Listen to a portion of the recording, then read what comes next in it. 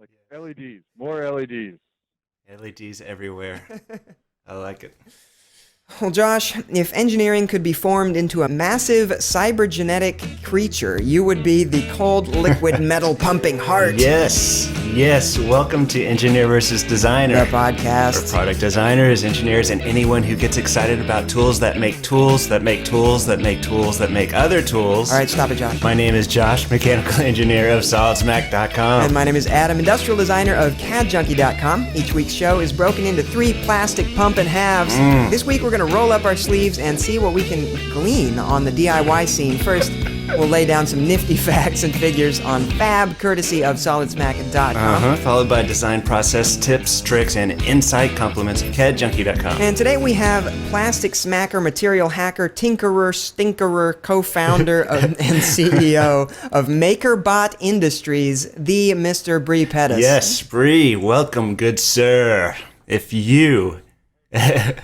Great. If a Makerbot could print living things, what living thing would you print? You know, I think we just have to, I'd like to have just, either a brain in a jar on my desk, just with ideally like an LED display or so that's kind of what I'd go for. All right. Brain with LEDs. Thanks, Bre.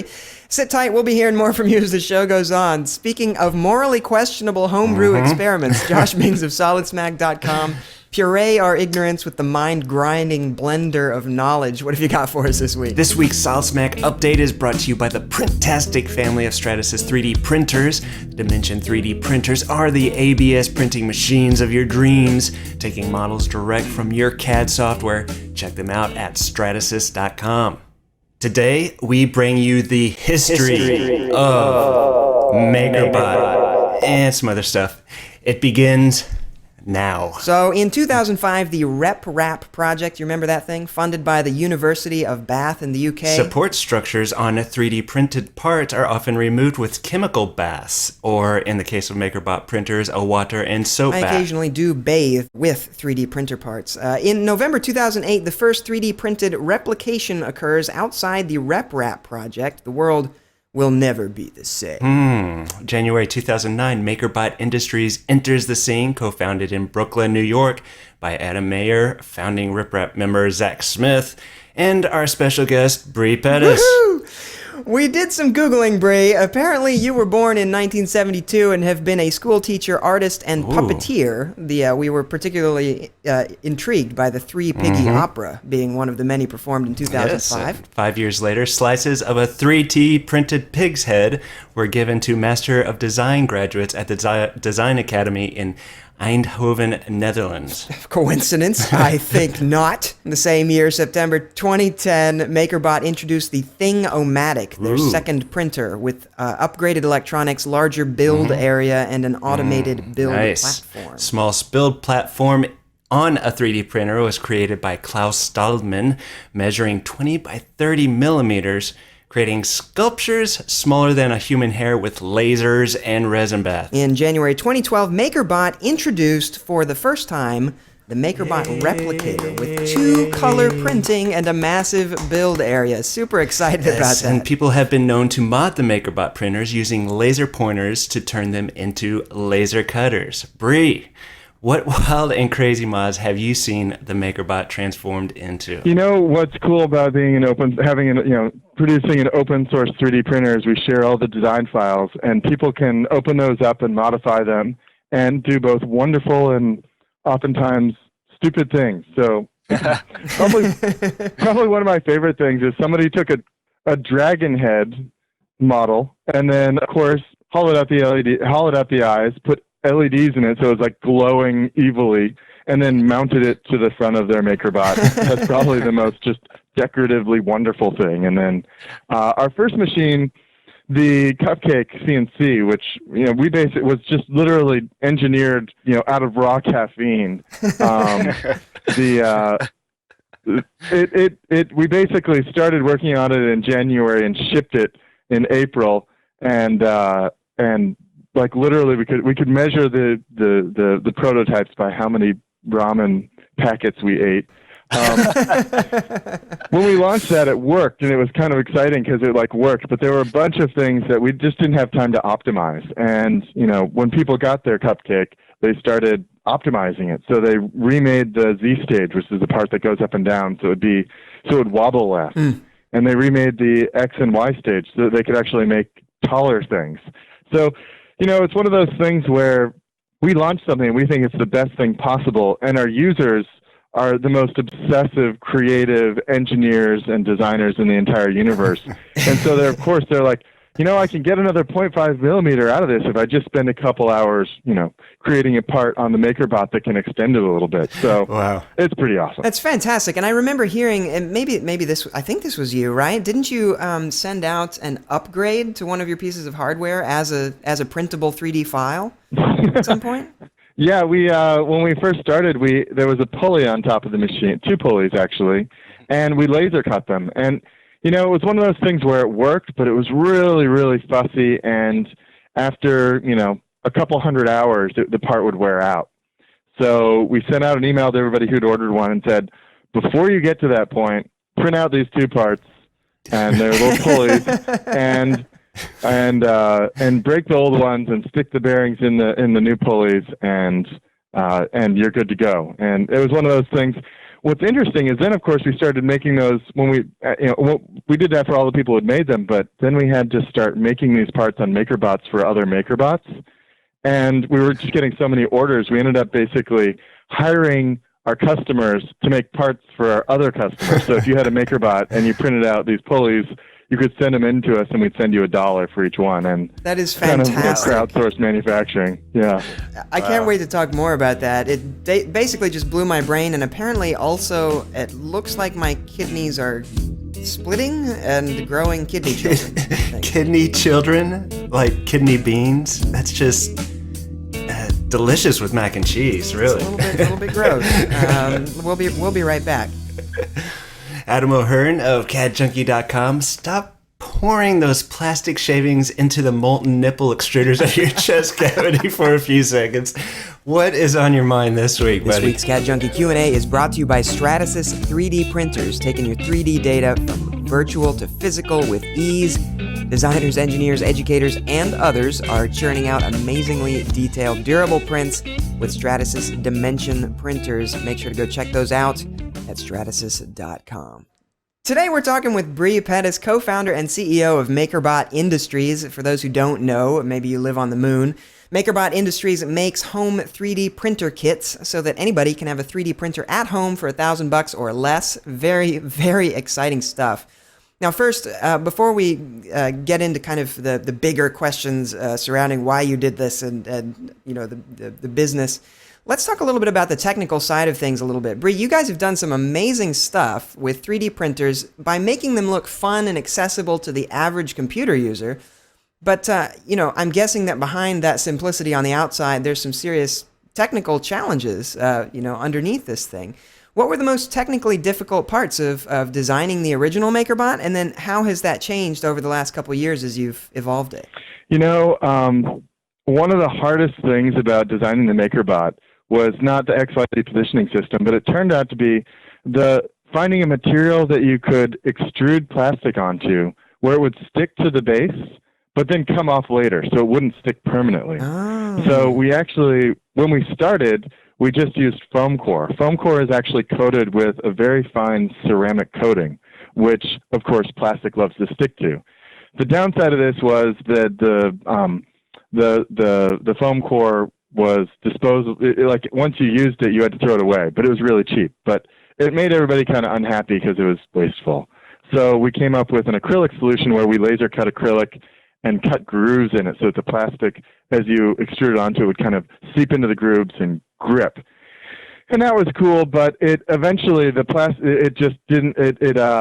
wasn't a long-term solution as well. It would work for a certain amount of time and then it would stop working. And then we discovered this magical thing called Kapton tape, polyamide tape. And this is a plastic film that actually, if you've seen a satellite and it looks kind of like golden in color, that's because it's wrapped in Kapton tape. It has these amazing thermal properties, and it's just super cool, very radiation resistant as well. So it turns out we put this stuff down on the build platform, and plastic just loves to stick to it when it's hot, and then it doesn't stick to it when it's cool. So we put a heater underneath it. Nice. So when you're making something on a Makerbot, your object sticks to the base, and then when you're done, the base cools down, and it comes off really easily then, and can be reused over and over again. That is fantastic. And you would never think that would be, of all things, the most difficult part. What do you think is the most technically challenging part of this for the average user, getting up and running with 3D printing, and then on the other side of that, how do we make that easier? We just had a major shift at Makerbot up until January. When you got a Makerbot, you had to kind of delegate like 20 or 40 hours to actually assemble it. But at CES, we launched our latest machine, the Makerbot Replicator, which makes really big things, and it makes things in 2 colors with 2 nozzles, and then it comes assembled. So, like right now downstairs in our workshop, we're just cranking out replicators to get them ready to ship out in a couple weeks, and we're putting them together. And it was one of those things that when we designed it so when we designed our previous machines, we just wanted them to work, and we knew that people would put them together. But now we're making it so that it's really easy to put together, really easy to maintain and open up, and it actually takes us less time to assemble the machine than it did to assemble the kit for our last machine. So the replicator comes assembled, and it's super awesome. Cool. Now the Makerbot is said to be open source. What does it mean for a piece of hardware to be open source, and why is that an important feature of the Makerbot? So one of the cool things about being open source is we share our digital designs with people, and we share them under a license that basically says, you can go ahead and copy this. You can go ahead and make your own. But if you make any improvements or any changes, you have to publish those under the same license that we publish the machine. So basically, if you make any cool improvements, you have to share them back with the community. So kind of like, because we share, you have to share. Neener. The cool thing about that is it means that when you get a Makerbot, it is yours. Like there's, you can take it apart, you can hack it, you can do whatever you want with it, you can modify it, and you get to know how it works. I mean, it's kind of like back in the, when I was growing up in the 80s, I would get a stereo, and with the stereo, you'd get like the schematic with it. So if it broke, you could fix it. Somehow, probably 84, 85, that just stopped happening, and we're bringing that back so that when you get a Makerbot, you can know how it works. So I'm going to start this last question with a little disclaimer and say that, first of all, amen, brother. I'm a huge believer in the open source mentality personally, and I think we do need to rekindle a culture of making things openly, both in America and in the Western world, on the whole. And I'm a big fan of Makerbot, for that reason and other reasons. But I have 2 kind of tough questions for you that I'd just love to hear your thoughts on. Tough question number 1. When I think back to the early days of radio, when radios first started getting popular, it was because of, basically the same kind of thing where radio operators from World War I came home and they had this technology and they started tinkering with it at home. And then they would make these kits. And so the earliest radios that people bought were kits that they bought, just like these Makerbots. And that's what popularized radio. But then, the commercial reality kicks in. Big companies see that there's profit to be made, and suddenly the kits pretty much die out. And so what makes you think that Makerbot Industries is here to stay and that people will want to keep building their own open source hardware in the future rather than just buying the latest Hewlett-Packard combo model that ships free with your PC in 2020? It's interesting. My grandpa built his own radios, and my dad is a ham radio operator, and I'm a ham radio operator. Oh, it's interesting. My call sign is K7GRE. And so, the radio stuff is if you're into radio, radio was the coolest technology from the 20s to probably early 60s. It was if you were a geek, you were into radio back then. And if you're a geek, you're into Makerbots right now. And I think you hit on something that we discovered as well. This idea of kits only scales so far, and we basically found with as we were making Makerbot kits with the cupcake and the Thingimatic, our first two products. We realized that there were a lot of people who wanted one and wanted to use one, but didn't want to put it together. And so that's why we came out with the replicator and why it's assembled. And what we're finding is that like really ordinary people, regular moms and dads, teachers, as well as the hardcore engineers and designers and people who need to prototype are getting them. And for the most part, most people get it and they think, okay, I'm going to do really practical things like with this. I'm going to be the superhero around the home and make stuff. And, they do make shower curtain rings and bathtub plugs and fix things around the house. But then most of what people do is they just come up with cool stuff, or they go, or they download cool models and print them out just because it's the only way you can get, some of these things. Just because it's fun. Well, and so that leads perfectly into my next question. The tough question number 2 is that ultimately Makerbot is helping people make plastic widgets at home, right? And so the question becomes this kind of bigger one about, do we really need a whole bunch more plastic widgets at home? So there's really 2 components to that. There are two-part answer to that. And one is that, plastic, it's interesting, like ABS is one of the plastics we use, and it's the same thing Lego is made out of. And I have to say, from a material science point of view, it is just such a wonderful thing. It is when you heat it up, it gets so wonderfully gooey, and the flow characteristics are amazing. But it is plastic, and it's a petroleum product. So we actually have another type of plastic we like to use called PLA, which stands for polylactic acid. And PLA is made from corn, and it'll biodegrade under under the right heat and acidic conditions. So it's something where if you don't like buying plastic stuff, you definitely make stuff on your Makerbot with PLA, and you can and you'll feel better at night. Well, great, Josh. I believe it's time for you to summon your robotic back hair to make us move into the next task. I summon you. Take us forthwith, hastily. And welcome back. Today we're chatting with Bre Pettis, maker, replicator, and so much more. He is the co-founder and CEO of Makerbot Industries. We wanted to bring Bre on the show because he and his team at Makerbot HQ have brought personal manufacturing into the limelight and adding a whole new level to the DIY experience, and at the same time inspiring children and weekend hackers to master these highly technical manufacturing tools. Very cool. Bre, you started out teaching, as you say, medium-sized people and probably inspiring them to make things of their parents' belongings. What started you down this path of creating the plastic extruding powerhouse that is Makerbot? I've always been a tinkerer. I grew up tinkering with bikes, and then being, the person in the house who, when things are broken, I was always the person who would fix it. And I grew up with computers, so I was always just totally geeking out about technology. So, when I was teaching kids, and because of the way education has been going in the last 15 years, so much of what happens in schools is about teaching to the tests. And I got to be the teacher who taught kids how to make things.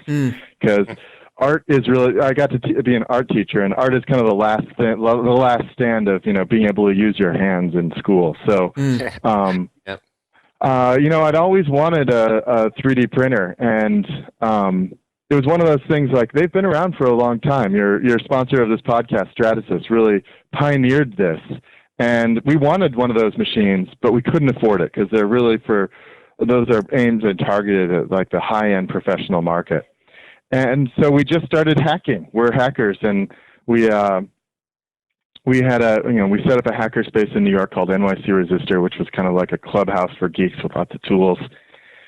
And when we started Makerbot, we just started prototyping because we had a laser cutter, and we just started iterating. And when you have those kind of tools, you can just make things, and if they don't work, you can make it again. And if you're comfortable with failing over and over and over and over and over again, eventually you're going to get to somewhere. Yeah. So we just kept on trying this out and trying to make it work, and it eventually at one point it worked for like 5 minutes, and then of course the electronics let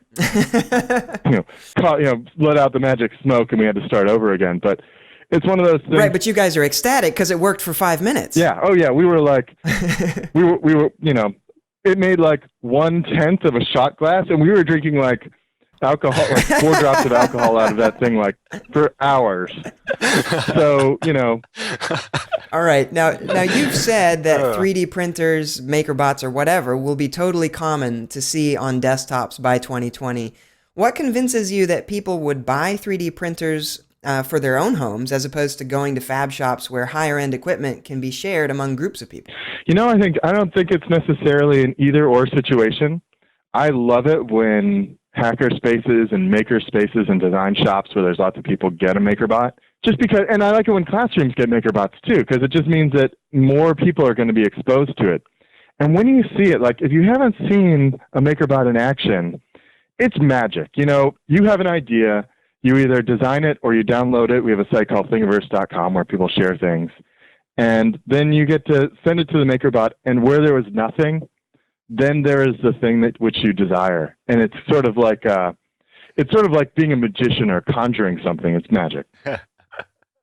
That's beautiful. Now, you mentioned Thingiverse. It's the massive maker-centric tentacle exploding from the bosom of the Makerbot community. Obviously, sharing creations is very important. Our listeners obviously know that this was a script that Josh wrote. What's the exciting thing about this, and how have you seen the community change and grow over the years? I think we're going to have to add that as a tagline, the massive maker-centric tentacle. You guys are great. Thingiverse is awesome. We actually came up with Thingiverse before we came up with Makerbot because we needed a place to share our digital designs. We were like, literally, we lost some hard drives, and we were like, crap, we can't make those things again. And we'd been telling people, like, someday you're going to be able to download things, just like you download books and movies and MP3s and stuff. And our friends were like, oh, that sounds cool. Where do we do that? We were like, hold on. We'll be right back. And so we hooked up Thingiverse. And it's just every day I go there and people share their digital designs for anybody to download and make. And there's just so many cool things. It's like, you can do a search for tentacle on there and you'll find stuff. There's all sorts of amazing projects that are developing there. Right now the community is working on a grandfather clock project so that you can make a grandfather clock on your Makerbot so that everybody with a Makerbot can know what time it is. It's just astounding, the amount of creativity on there. And I would actually invite all your users to go to Thingiverse, and if you have a cool project or a cool design that you made, share it on Thingiverse. Lots of blogs go there to check it out, and if it's cool, it'll get a lot of buzz. And I'll personally want to make it if it's cool. That's such a cool thing. Yeah, go share all those designers, all those engineers that are listening. Don't let those designs starve on your hard drive. Set them free into the world. Get them out there. Let them go. Let people do cool stuff. Share. You're going to be so happy when you do. All right, as long as it's made of ABS or lacto whatever plastic, right? So that's the next question. What you can currently print in, you've mentioned a couple of materials. What other kinds of materials have you thought about printing, and what do you think you might actually try to implement in the future? We've got another material that we sell called PVA, which is polyvinyl alcohol, which is a material that smells like wood glue and dissolves in water that you can use as support material, and that's still experimental. We've also got an experimental tool head called the Frostruder for frosting extruder. And this is it's a syringe, and it's you need an air compressor. Fantastic. And you fill the syringe with whatever you want, epoxy or silicone or frosting or peanut butter or Nutella, and then you make your thing out of whatever you've got in the thing. And you do have to be a little bit careful though, and it's marked experimental. We had in 2010, we still have a laptop that hasn't recovered from the great jelly explosion of 2010. Oh, delicious. So what are some of the things that you've seen printed that have shocked and inspired you? I get really inspired by the types of like mechanical things. So the clock project that I mentioned is super inspiring to me. The robots, the kind of like, there's a couple like 6-legged robots that crawl around like insects that I get really excited about. And then probably the one that shocked me most was when somebody uploaded the lower arm of an AR-15. Now, this is the one part on a machine gun that is, is regulated. Like you can buy all the other parts like mail order, but this is the one part that you usually have to like register with the government. And it's not illegal to make it yourself, so it's legal, but it's one of those things that was like, whoa, you could drop, Makerbots, someplace and start, start a revolution. Yeah. It's really interesting. There's a whole interesting, I don't know. When that news hit the blogosphere, I was definitely scratching my head a little bit. Definitely makes you think. So back on the topic of Makerbot, though, specifically, what are some of the advantages that you would say Makerbot has over printers from other manufacturers like the Cube, the BFB, or the Buildatron, or any of the commercial competitors out there? We're awesome. That's our goal. That's our business plan. I'm with you. We just aim. We really strive to be excellent, and we're always pushing the envelope. We were the ones to come out with the first automated build platform, which is a platform so that you can make things and then it'll spit it out of the machine and make more. We're the first one in the DIY scene to really nail 2-color and 2-material 3D printing with the replicator. We just keep on. We're obsessed. We're with making this excellent for people and having them have a good experience. And we've got also a great support team. So if you have a problem or if you try something out and it doesn't work, we've got folks like literally standing by wanting to do it, who will do whatever they can to make sure you get back on track. Cool. Now, I've noticed 3D printers being used a lot more in production. Do you know of companies using Makerbot printers for production, and how are they using them? It's one of those things where if you're going to do more than 1,000 of something, you probably want to look into having something injection molded. But there's a couple things that people have done. There's a huge business of people using Makerbots to make rep wraps, which is another type of 3D printer that's 3D printable. And so literally there's like, if you go on eBay, you can buy the parts made for a 3D printer made on a Makerbot. And there's lots of people who've actually made all the money back from they spent on Makerbot by just making parts for other 3D printers for people, which is super cool. And then there's a guy named Ed Tekian who did a project where he made action figures, and he made them so that he could configure them. So he made a bunch of different types of bodies and a bunch of different types of arms and a bunch of different types of heads. And then he sort of mixed and matched them and had a really awesome art show. And from the pictures, it looks like there were at least hundreds of these little, he had made his whole robot army. It's super cool. Now, So cool. Kids that are, just being born or that are toddlers today, these things are going to be as commonplace to them as the Macintosh was to us growing up, And so how have kids in schools been using Makerbot printers, and how do you think that will influence them as they grow up?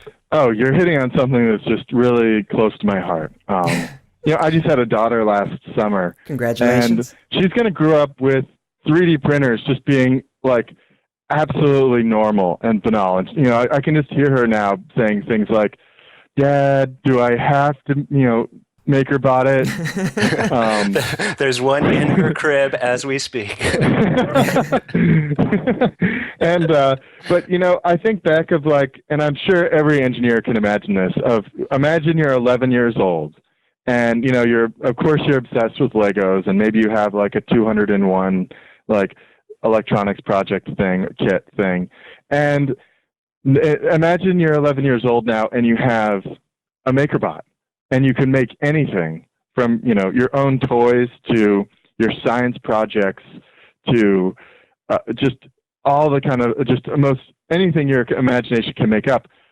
I just think I could have lost years to a Makerbot if I was 11 years old, and I would have learned about iteration and innovation a lot earlier. I mean, I think kids these days have a lot of challenges because Because, like, if they fail once, sometimes they don't want to do it anymore. But with a Makerbot, the cost, the material is just like so absurdly cheap that you can just make it, and if you don't like it, no big deal. You can just make it again, or if you make something and somebody wants one, you can just say, yeah, keep it. I'll make more. Cool. Now, it's happening already, but we're probably eventually going to make sentient robots that can make themselves. Do you actually think that this is possible? And if so, will they be able to cook baby robots and also pizza in their robot bellies? What? I made a robot once that made cheese sandwiches. It did, and you know what? It did not save me any time. So, but it was really fun to watch. Oh, so wow. I think I love that. I love a future of more robots. Bring on the robots. Bre, having you on the show has been even better than that time Josh mixed a bucket of mashed yams with spittle, squirting out his nostrils to form a tower of pasty orange unicorns. Thanks for being on the show with us. Guys, it's a pleasure being on. I love your show. Keep up the good work. If you would like to send yam buckets and tissues to EVDHQ, please address them to Josh. And if you'd like to see tight yet inspirational unicorn t-shirts on EVD, please address those to Josh as well. Engineer vs. Designer appreciates your comments. If you listen to the show and wish somebody would spray us with molten love punches, head over to EngineerVsDesigner.com and spray away. And if you want to see us spend hours shedding sheets of tweets and wisdom on the internets like dry skin, be sure to like us, +1 us, tweet us, or whatever else as social media has been correlated with dehydration and epidermal degradation. The show was edited by Simon Martin. Our theme music is by Ross Hartman. We'll see you next week, and remember, without engineers, designers would be squeezing toothpaste into shapes on their face. And without designers, engineers would be squeezing their face into misshapen representations of quadratic equations. Punch monkey. Monkey punch.